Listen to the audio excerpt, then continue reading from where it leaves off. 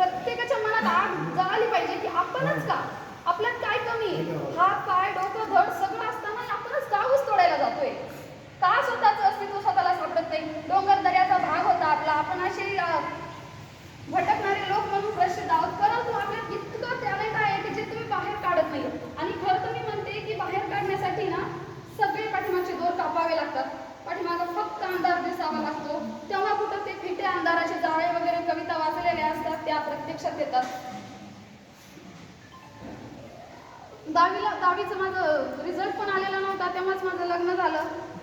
मी अशीच म्हणायची की नाही आता जाऊ दे, लग्न जमलं काय आता उपयोग आहे शिकून वगैरे, पण म्हटलं जाऊ देत आता काय आहे, जरी उपयोग नसला तरी आपण 2-4 महिने चांगला अभ्यास करूयात. पहिले 2-3 महिने तर मी पुस्तकाला हात पण लावत नसते, फक्त शाळेत जायचं घरी यायचं, शाळेत जायचं घरी यायचं. मी रोज म्हणायचे मला लग्न नाही करायचं, मला शिकायचं आहे. पण घरचे वातावरण, आपला बीड जिल्हा मुलींचा बालविवाह, स्त्रीभ्रूण हत्या याच्यामध्ये इतका फेमस आहे, वाईट वाटतं या बातम्या पेपरला वाचताना.